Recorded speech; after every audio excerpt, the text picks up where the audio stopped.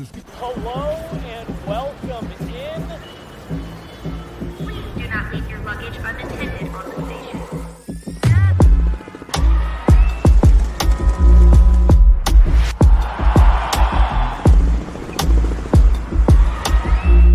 Welcome to the show.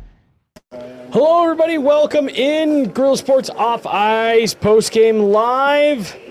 We are fighting the Wi-Fi again here tonight, folks, but that's all right. Not going to stop us from talking about a huge night here at Ball Arena, Meghan. I hope folks can see us. Hope folks can hear us. It was a big night for the Colorado Avalanche. Gabe Landeskog gets his first goal back. And the Avs win 4-1 over the Dallas Stars. Huge night here at Ball. The Avs even up the series, heading back to Dallas.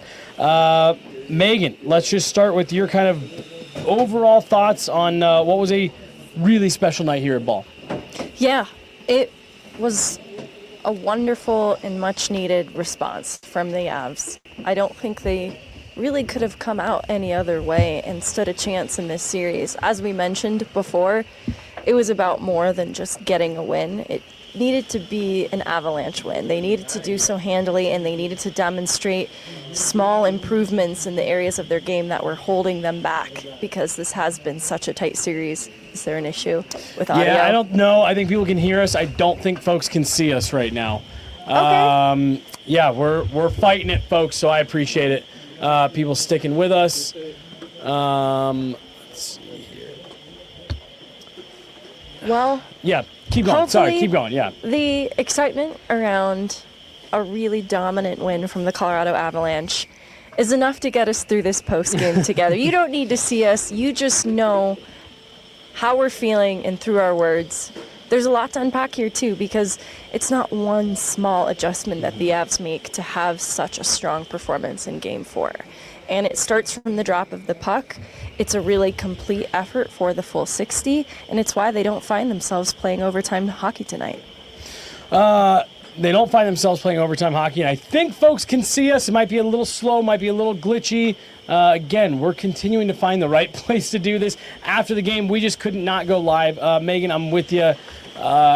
There were so many things that they did right tonight. Jared Bednar told us over the last couple of games, too many players were quiet, too many passengers. Tonight, he said he couldn't find a single player on the roster that he didn't like. The Avs did so many things right. The Dallas Stars never stood a chance in this game from the moment the puck dropped. The Avs just took it to them all game long. And it started early, and it felt like the Avs were making the game more difficult on themselves because they came out with such a strong performance and then took two penalties back-to-back, a high stick and then a delay of game. And it felt like they were trying to give away a lot of the momentum and a lot of what they had done, but it ends up being Logan O'Connor that takes the second penalty kill there and spins it into not only a positive for the Avs, but a moment that the Avs were able to take and run with and eventually ride that momentum through the rest of the game. That first period, so much to like. Too many penalties. They found a way to make something positive out of it. Yeah, and I know in the third period they run into a little bit of penalty trouble again, but they stay out of the box in the second, and so there's even an in-game response to the lack of discipline inside the first period, and it made a huge difference. I thought the penalty kill has not got enough credit this series for how good they've been, because Dallas's power play has been excellent too. And tonight, I felt like the penalty kill finally got its flowers. You know, that first kill, Manson had a big physical play on Jamie Benn to help get the eventual clear. And later, Logan O'Connor, on that second kill for the delay of game, on entry, he disturbed Mikko Rantanen along the wall. And that play is what brought the puck back to Tarmas Harley at the blue line. And Logan O'Connor aggressively gapped up on him, bullied him off the puck, obviously wins that race up high and beats Ottinger short side over the blocker. I want to just interject on when you're talking about him bullying him off the puck. I believe we talked about this right before the playoffs got started. Western Conference Final 2022, JT Compher comes out of the box and just muscles Evan Bouchard off the puck and takes it in. He didn't just win. O'Connor didn't just win a battle there in that moment that you're talking about. he completely bullied a guy off the puck and just said, nope, I'm taking this, and you're not getting back in the play, by the way. There's two things I love about it. He bullies Harley off the puck so badly that Harley falls afterwards. So in his attempt to get up and skate up ice, he's falling, and so he's pretty ineffective getting back. Duchesne makes an attempt, but Logan O'Connor's speed is pretty underrated too. I'm just hype on Logan O'Connor right now. I'm saying everything about him's underrated, but you see a skill play too in how he beats Ottinger in that moment, and it's what you need because things are starting to feel a little bad for the Avs with the penalties back to back like that. They were just escaping trouble at that point. The momentum completely shifted when Logan O'Connor opened the scoring, because this has been a series, the last two games in particular, where goal scoring has been hard to come by for both teams. It's a luxury, and for Logan O'Connor to put his team up shorthanded and open it up in the first period, you just felt the momentum shift. The urgency from the rest of his teammates line by line, and the push that followed, I think, is what rewards them on what was kind of a lackluster power play at the end of the period, but they capitalized on it, and from there the momentum and the energy was just skyrocketing. Yeah, 100% right. The world's first ever vacuum is being used at full volume behind us. I don't know if you guys can hear that, but in case you can, another interesting thing happening here at Ball Arena tonight. But Meghan, so the Avs go from a shorthanded goal there, and they put a bow on what was, I thought, a fantastic first period for them with a Nathan MacKinnon power play goal with under a minute left to go. You and I talked in our pregame today about the importance of the Avs winning the special teams battle in this game because of what you're just talking about, the goals being so valuable, the penalty kill being as good as it was, Dallas using those man advantages as ways to get back into games in games 2 and 3. They won the special team. I mean, they won every battle tonight. It was 4-0. But that was all that was going through my head as we went into that first intermission was you've got a penalty kill, with a shorthanded goal, and now your lone man advantage so far. You find a way to score right before you go into the dressing room. About as good as you can draw it up for your first 20 minutes, given everything that you and I talked about this morning. Yeah, to include, there were still some struggles on the power play there at the end of the period. They didn't register a shot on net until Nathan MacKinnon's goal. And it felt like some of the same issues that persisted in the last game carried over, but 4 seconds left in the power play, and a Nathan MacKinnon one-timer finally beats Ottinger. And it slips through, it squeaks by like it's not totally beating him clean. And that's exactly what they needed. It doesn't have to be the perfect play, you just have to be relentless. And so there were lots of setup opportunities, and you felt this switch too in the Avs in the first period generally. They were just trying so much more a variety of things and how they created offense. And so you had more shots to the net from MacKinnon, Manson, Girard, and you were forcing Dallas to get in lanes and block shots.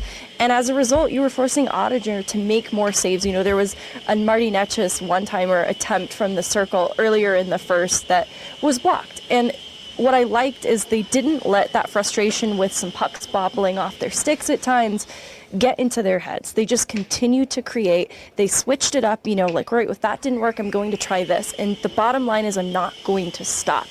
And I think that's kind of a little bit of how that power play rewards them with a goal in the end. And it's a really big one because they go up 2-0 going into the second period. Yeah.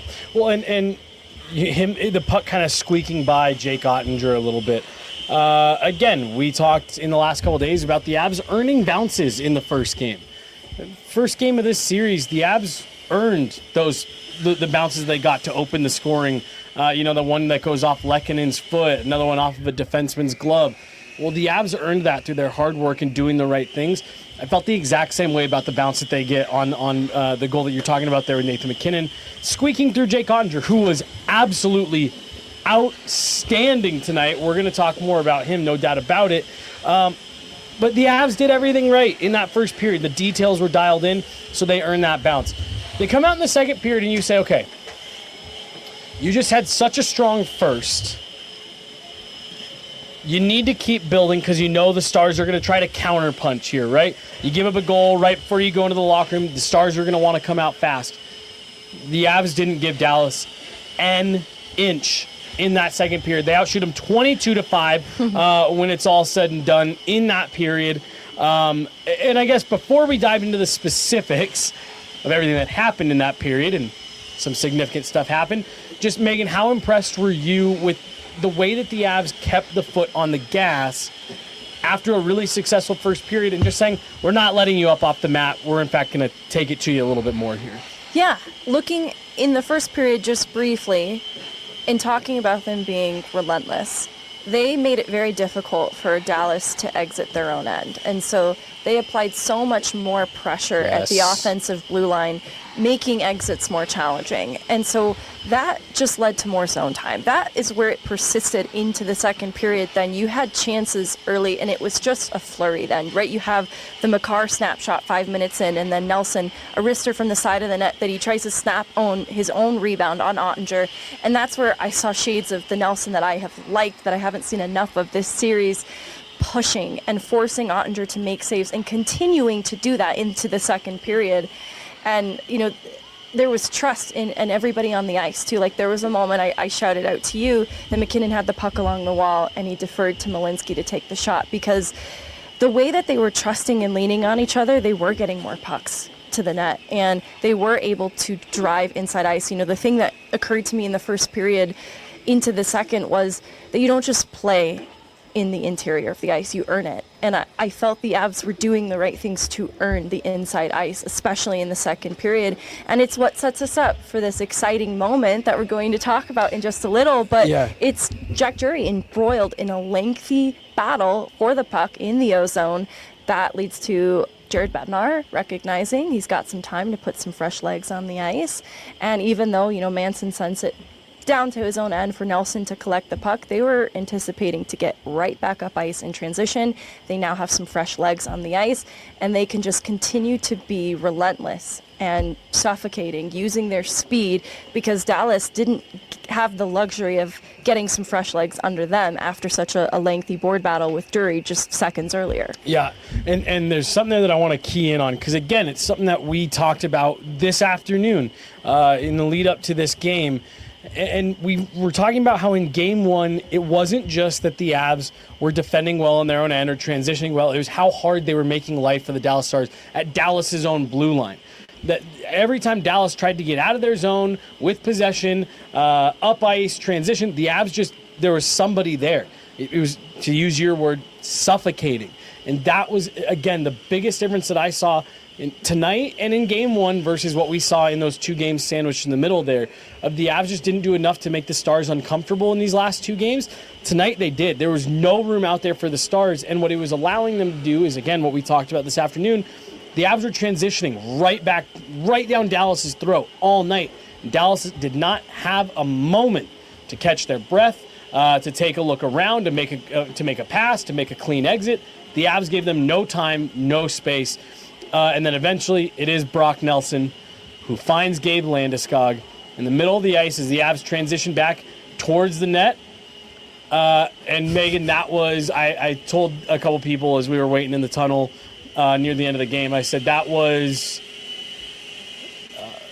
a moment, a sports memory moment forever for me. I consider myself to be lucky to have been in the building to witness that one, see this crowd reaction. That was a moment that I had chills for a good 30 seconds. It's such a Landeskog goal, too. I want to give Nelson some credit, too. He has to evade Wyatt Johnson and Jamie Benn at his own blue line as maybe to get as an up Av ice, so far. and then Dadonov at the offensive blue line to make that entry. And so it was just such a skilled play in how he carried and protected the puck with three different Dallas skaters in his journey. Exactly, because for no second there did I worry he was about to lose the puck. He made easy work of it. And so that makes it hard for Dallas to contend with. It was just so fast and so smooth and seamless. He finds Landeskog, and between the hash marks, I loved how Evan Rahl tweeted about this. He called it like a half slapper, because that is kind of how this shot felt. And that's pretty difficult for Ottinger to stop at that point. And this is where you really felt the Avs had this game fully within their grasp, and they were in the driver's seat. Absolutely. His first goal since June 20th, 2022. In my eyes, that's 3 years later, right? Like, it's been a long time coming, and we didn't know what type of player that the Avs would be getting on the other side of this injury. And in just his second NHL playoff game back, he's already impacting the team in such a big way, to include elevating teammates like Brock Nelson in his return. Yeah, and we're going to circle back to that because I want to talk a little bit more broadly about what you're saying right there about the impact that Gabe Landeskog has been able to have immediately coming back to this team. Oh, dang. Oh, you know what the goal reminded me of? Gabe Landeskog, rookie year, OT winner over the Anaheim Ducks in his flu game. Oh, my which goodness. led to the Landeskogging celebration, all that stuff. But it was from a very similar spot on the ice, very similar kind of, like half slap, snap, kind of in between hybrid shot. Yeah, hockey isn't real. We can Right. just make I things can just make up whatever I want. No, I love all of that. That fits it perfectly. Right, but that was what I thought of when I went back through and watched the replay after. But so you're right. As we just kind of continue rounding out what breaking down this game, it felt like the Avs were fully in control, in the driver's seat after that goal. But again, like I even tweeted out saying, I want to see the Avs take it up even another level in this third period.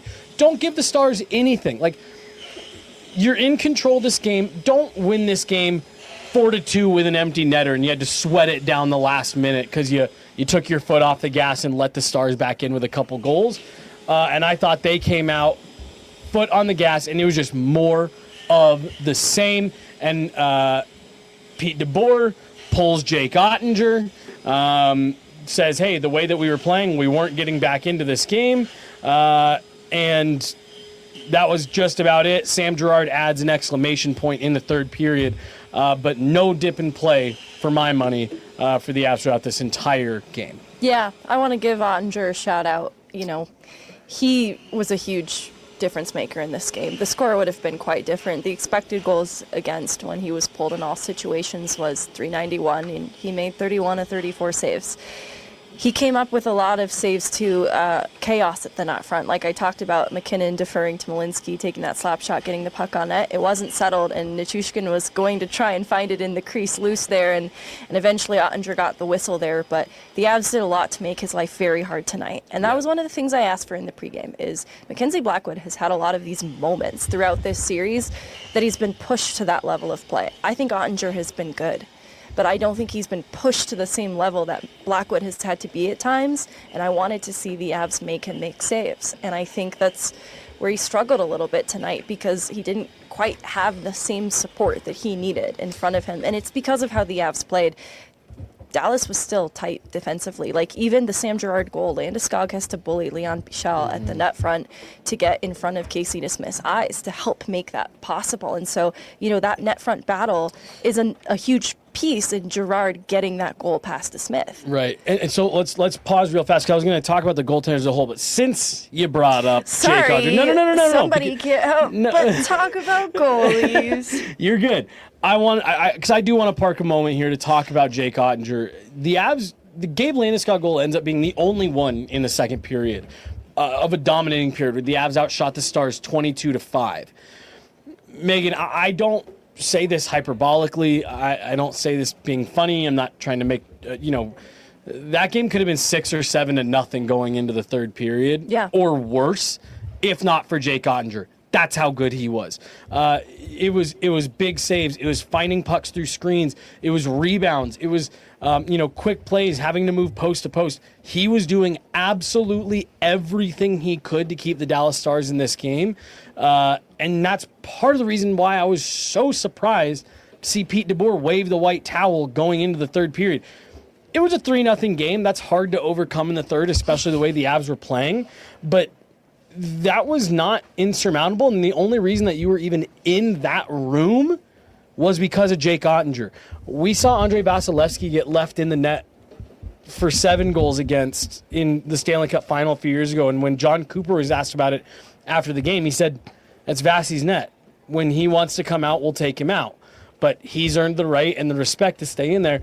I just thought that was an interesting moment. Pete DeBoer wanted to get him 20 extra minutes of rest.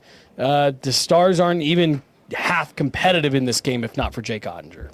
No, and I think it says a lot about where Pete DeBoer felt the game was at, to wave the white flag, so to speak. He didn't feel there was any coming back from where the Avs had put them. And I think that's very revealing. At that point, it's still a 3-0 game, and there's a whole period left to play. So it really feels like a strong endorsement of how strong and dominant the Avs played tonight to put Dallas in that position. And I'm curious about the carryover, the repercussions of that mentality a little bit. Not just for Jake Ottinger, though I think it probably spared him from being lit up further, but also the rest of the team, that there was a lack of faith that they could pull it off in the third period. And that was a huge mountain to climb, certainly. For but sure. I do think that's going to have an interesting effect in the rest of this series. Well, and that's something that if you're the Avs, I think you're maybe trying to hammer home a little bit in your locker room. Like, they felt like they couldn't skate with us. Let's keep going. All right, let's transition here and talk about a few specifics before we get out for the night. Again, we do appreciate you guys hanging with us. I know our internet is not doing us any favors right now. We'll post a full, clean version of this after we have it all recorded. So we'll jump in and make sure you guys can get the full, clean version of this if you would like. But Meghan, let's talk about the goaltenders. Let's just start there because we already got into Jake Ottinger a little bit. Mackenzie Blackwood gets his first playoff shutout. We talked about how good Jake Ottinger was. Mackenzie Blackwood maybe wasn't challenged in the same way that he has been in recent games, but boy, was he good. Stood tall when the Avs needed him to. Wow, I'm just looking at some of the analytics, and fewer rebounds in front of Mackenzie Blackwood tonight.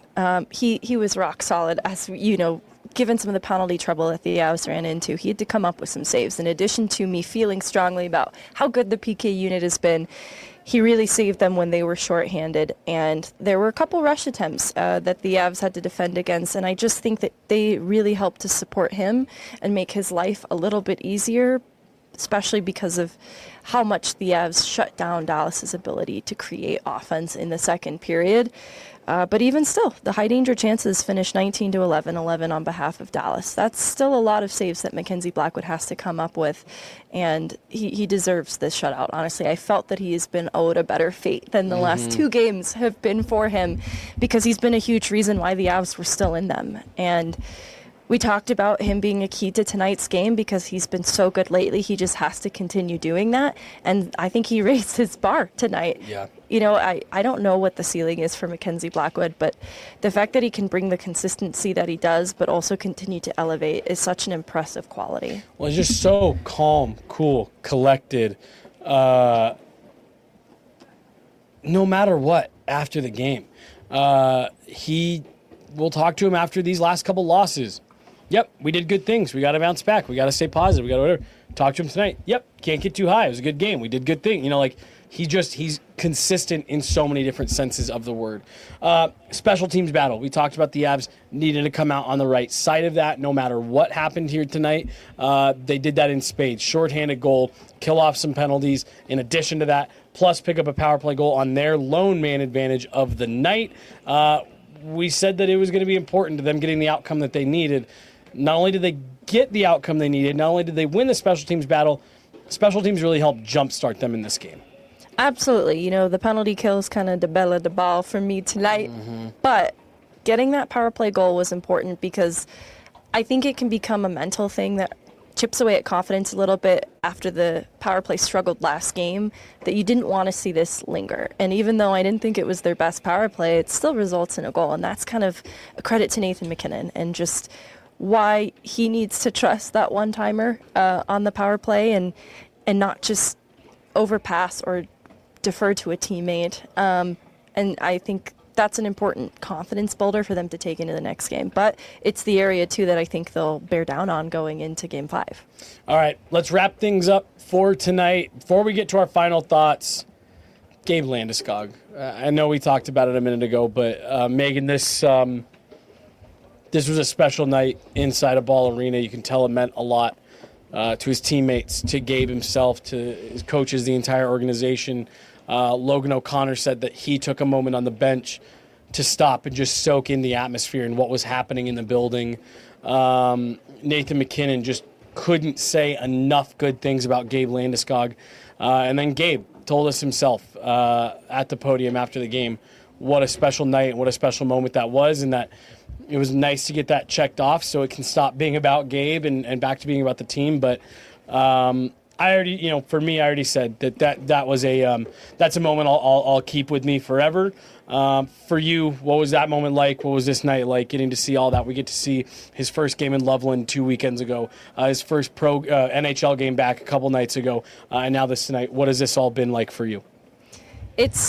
I get so many texts from family members who've been loving the Avs because I love hockey. The reason that they watch this sport and this team is because of what I do for a living and because I fell in love with this sport. And it's meant a lot for that full circle moment to see him get back on the ice and play hockey again, because he's a part of so many of my earliest hockey memories with my loved ones. And so it's been really special to see how much he unites people just in joy of this moment for him. And it's pretty unbelievable because this was unprecedented. We've never seen a player return from this injury to the sport of hockey. Even, with basketball, we're still in uncertain waters in that sense. And it's been so encouraging these first 2 games because he just continues to up his ice time, up his responsibility, his role, and he does it effectively. I mean, effectively is underselling the game that Landeskog had tonight. He allowed 1 shot attempt against at 5v5.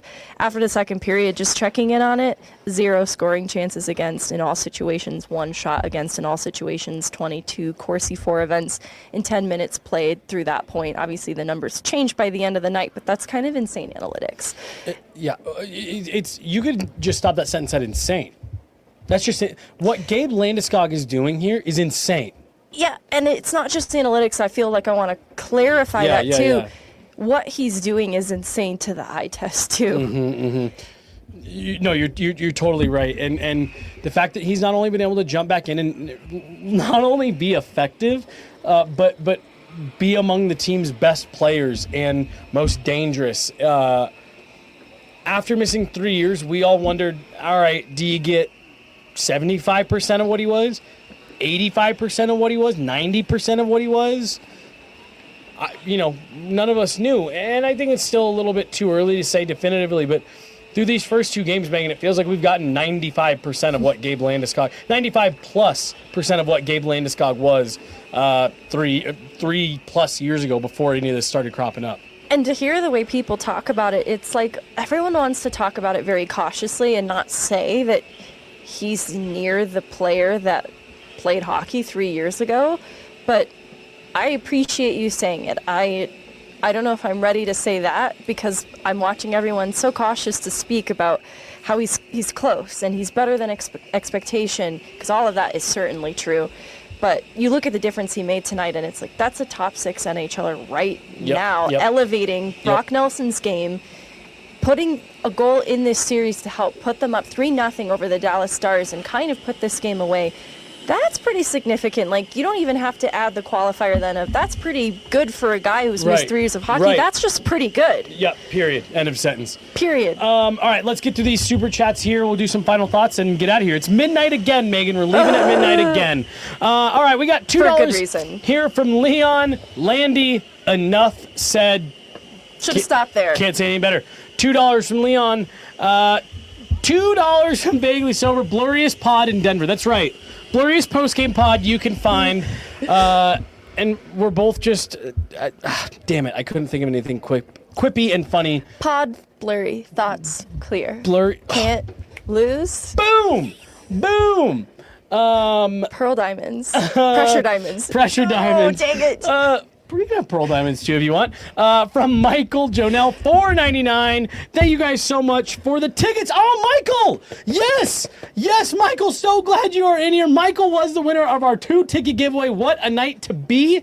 Best game I've ever been to. The most complete 60 minutes I've seen in a while. Huge bounce back.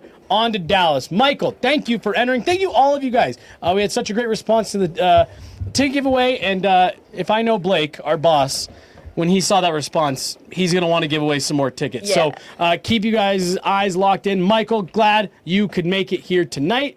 $4.99 from Tyler O'Captain, my captain. We will follow you to whatever end. You could tell the entire room felt that way tonight. The locker room, yes, but the building. Unbelievable. I don't know if I've ever heard it get this loud. Can we get the pods in smoke signal or Morse code?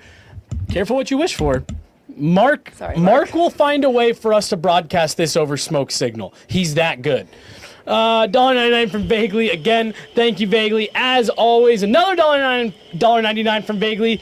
Game 2, AHL, 1 goal, 1 assist. Game 2, NHL, 1 goal, 1 assist, Megan. Norse God. Did you see people in Colorado Avalanche Reddit putting curses on Dallas Stars players in like a weird language? I did not. Yeah, I don't know about that one, guys. I don't know about that one. Maybe get out of that Reddit thread, Megan. It was the regular Colorado Avalanche thread. You gotta go look. And then last one here, $5 Canadian from Kay. This game added back at least 5 years onto my life that Game 3 took away. You know, Megan, that is something that that's a great way for us to wrap this one up. The Avs needed not only to win this game, but they needed to win it on their terms. There was even had the Avs come out on the right end of those last couple games, just too close for comfort.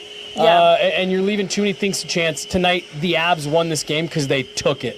And I think that was an important way for them to win, not just for them to get the result. I do too, because Dallas now has this position of pressure on their side going back to Dallas for Game 5. There's going to be this sense of we want to do to them what they just did to us. Yep. So the Avs have to keep doing it because Dallas didn't have a solution for it tonight. They didn't.